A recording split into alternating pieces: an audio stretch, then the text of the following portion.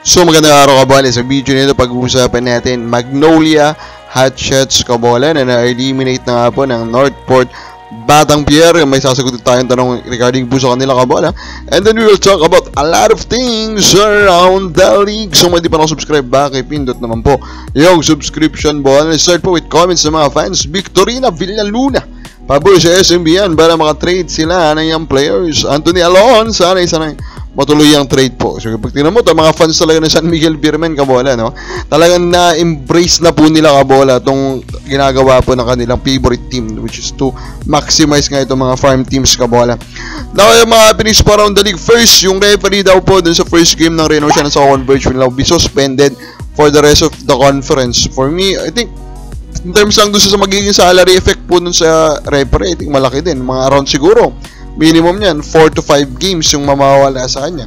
So that will be big for the salary of that referee kabola. Now, ano lang ako dito, no?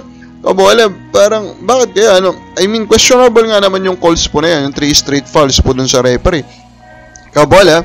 Pero parang ang bilis ata kabola, diba? Parang ngayon lang napagbigyan si Coach Yengyao. Parang mapapatalong ka. For me naman, yes, maninipis yung mga calls, pero hindi siya kumbaga super duper kabola na obvious kumbaga na mali kabola. Actually, may mga mas obvious pa na mali dun sa tawagan dun sa di ba? Sa Northport Magnolia. The difference lang is Northport managed to overcome those calls kabola.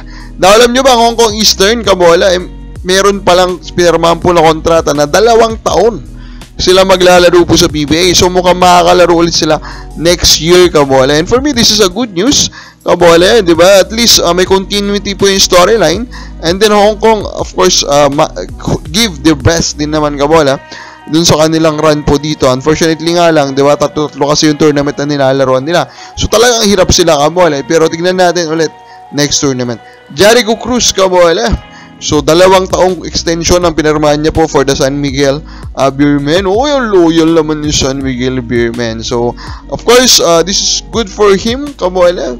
This is a good sign. Naalala nyo naman, di ba, mga panahon na parang sobrang lala po ng sitwasyon ni Jericho Cruz. Parang hindi na siya makakapagpatuloy po sa PBA. So, this is a good thing for him. Pero hindi po ito sinasabi na hindi nila ititrade si Jericho Cruz. Wala po yun sa usapan, kabola. Now, let's focus on the Magnolia Hotshots, kabola. Now, natatawa ako na si Coach Chito, kabola. Very honest siya. He offers no excuses dito sa kanila pong pangit na naman po na performance in this tournament, kabola. Pero at the end of the day, alam naman din natin, kabola, ang sigaw po ng taong bayan. And that actually for him to be replaced, kabola. And you know naman, di ba? I have been defending this guy. This guy is still a tough 10 coach kabola in the PBA, pero in the past and actually in some tournaments po in the past, sinasabi ko pa rin top 5 coach po ito kabola. Pero nagbago na lahat yan kasi talagang tuloy-tuloy lang, no? Yung kanila pong hindi po pagpasok kahit sa finals lang po kabola. Now the question is, ilang trade kabola ang need po ng Magnolia at this point? For me, hindi sapat ang isa kabola. They already made 1 trade kabola entering this season, that is to get Lucero, pero hindi yun sapat. I think they badly need to shake up their current roster kabola. So minimum sa akin 2 yan kabola, 2 trade. The main purpose, actually marami naman silang lahat ng different types of players, parang kompleto naman sila. Pero they badly need kabola younger kabola with high potential types of players, and I think they badly need to add more size kabola in the roster. So in short, I think they badly need to replace or trade one of their veterans kabola. Si Baroka ba yan? Si Abueva ba yan? Si Polly ba yan? Si Sanggalang ba yan kabola? Nasa management na yun, pero they badly need change. Kawawa, sabi niya, sino dapat i-trade po ng Magnolia? Comment lang po.